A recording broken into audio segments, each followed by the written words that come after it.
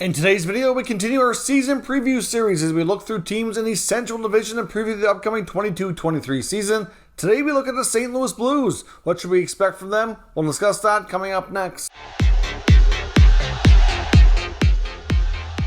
So welcome back to another video here at Top Shelf Hockey. As I mentioned, today we're continuing on with our season preview series and taking a look at the St. Louis Blues for the upcoming 22-23 NHL season. In case you're new to this series, here's a quick rundown on how we structure these videos. First, we're going to do a quick recap of the 21-22 NHL season for the Blues, take a look at a few key team stats, take a look at how things went, take a look at some recent playoff history, and then of course we're also going to take a look at coaching and how things have evolved over the last couple of years, take a look at how the team has changed over the course of the offseason, so additions, subtractions, any prospects that'll jump up and make an impact this year, and then we'll examine their projected lineup based on how things are looking so far in training camp and see how we feel they're going to do this year. So first up, let's recap the 21-22 NHL season for the St. Louis Blues. Of course, we know they had a pretty solid regular season, finishing with 109 points with a record of 49, 22, and 11.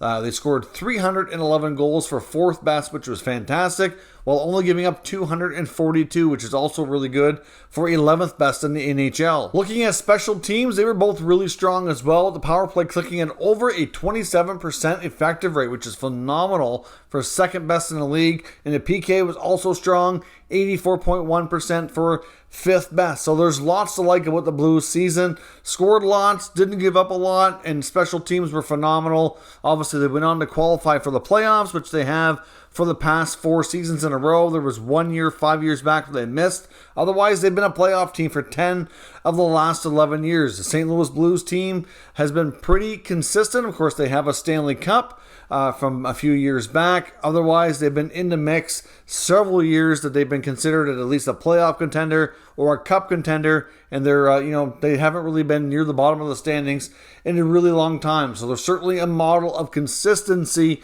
And of course, Doug Armstrong's been at the helm as the GM in St. Louis for over 12 years now. Of course, head coach Craig Berube took over the year they won the cup in the 18-19 season. He's been there since, so he's going to be coming up on his 4th full season that gets underway here in a short period of time. So obviously they have a lot of consistency that way. And the Blues, like I said, they're coming off a strong year, trying to see if they can get back into the mix here for the playoffs once again and see if they can't win another Stanley Cup, because I think there could be some significant change in this team maybe next year.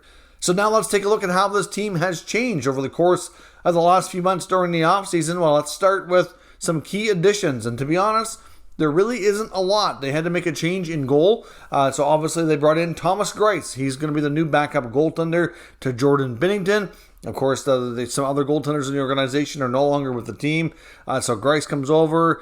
He's been a pretty good veteran guy. He's bounced around a little bit here in recent years, but generally speaking, a pretty reliable backup. And they also have Josh Levo in camp right now on a PTO, and it looks like he's going to get a contract at least as I record this video on Thursday.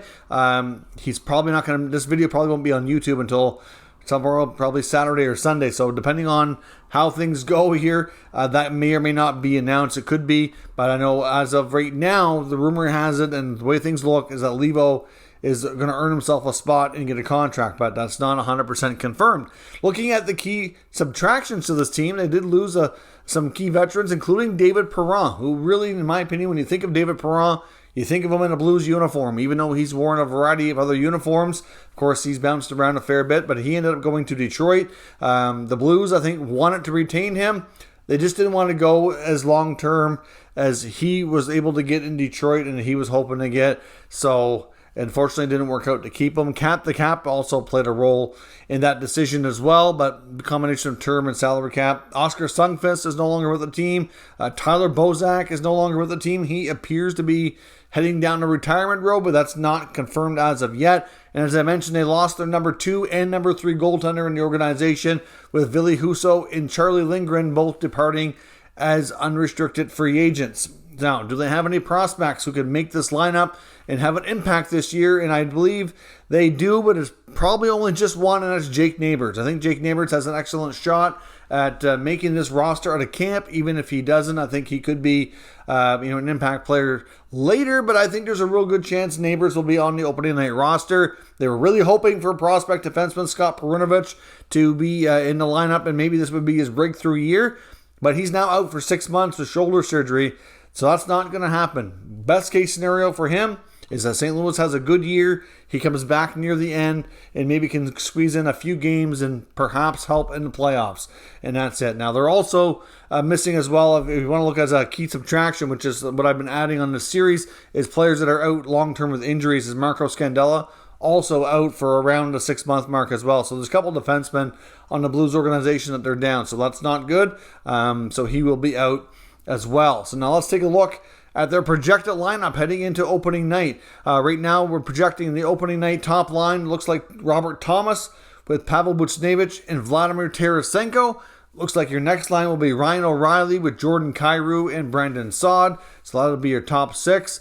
You're likely looking at Braden Shen playing with Jake Neighbors and Logan Brown. And then Nola Chowry, Ivan Barbashev, and Klim Kostin. But also, like I said, Levo's in the mix. I don't know exactly where he's going to end up. He could be the 13th forward, or maybe one of the other guys comes out and he gets a different spot. It's hard to say. I would say that maybe Logan Brown ends up being the 13th forward. That wouldn't shock me. He's had his moments, but the thing for Logan Brown this year is definitely going to be finding consistency. You know, he's a big guy. He's got good skill, but he's had a hard time putting it all together and having it go for longer stretches at the NHL. So that's what happened when he was in Ottawa. Same thing happened early in his time in St. Louis, and we'll see if he can finally put it together. Like I said, I do expect Neighbors to have a shot there. Of course, Braden Shen, fully capable of being a top 6 as well, so they can juggle their lines around a bit if need be, but that's right now.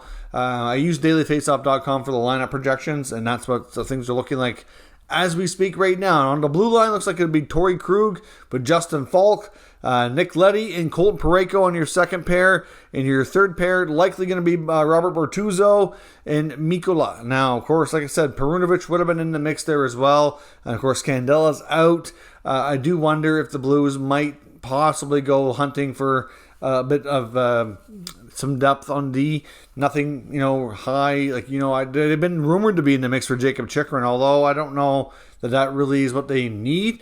They have Calle Rosen, who's in the minors as an experienced guy who's played more in the minors than the NHL, but he's a call-up option. He's done okay when he's been called up, so I don't know if they'll do anything further on the blue line, but that's certainly a bit thin, starting with 2 significant injuries. And, of course, Jordan Binnington and Thomas Greiss are your goaltenders. Now, of course, a big storyline as well to watch this year is the contract years of Ryan O'Reilly and Vladimir Tarasenko. 2 of their top veteran players are both in the final year of their deals, and their futures with the team are certainly, fair to say, it's uncertain. I mean, you could say that about any player entering the final year of his deal.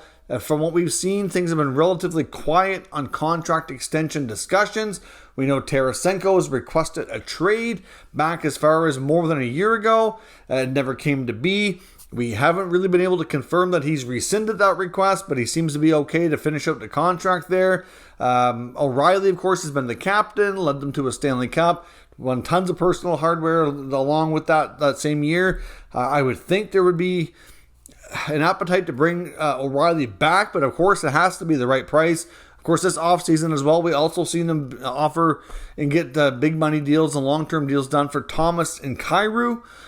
So I do wonder what this team could look like next year and the impact of O'Reilly and Tarasenko and whether or not they'll return. I personally think this is the end of it for Tarasenko in St. Louis.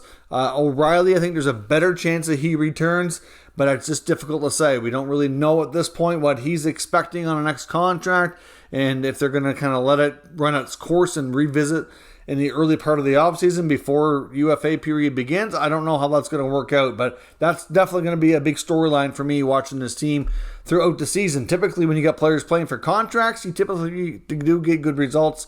Not always, but you quite often do see that. So I would not be one bit surprised if the Blues are once again in the playoff mix. I do suspect they'll be somewhere in the top to middle of their division. I think Colorado's the cream of the crop in the Central, but after that, you've got St. Louis, Minnesota, Nashville, Dallas. They're all kind of difficult to predict who's going to be 2, 3, 4, 5. So I don't know exactly where the Blues are going to finish, but I can see them being good chance to be in the top 3, be a playoff team. I do think that it's possible, and it's only possible because I haven't finished my predictions yet, that we might even see 5 teams from the Central get in the playoffs. So even if they're 4th or 5th, they could still be in the mix there. I do think they'll have a good shot, but a lot of their season to me also is really dependent on goaltending and Jordan Binnington. If he's cup-winning Binnington, they're going to go far and they're going to have a great year.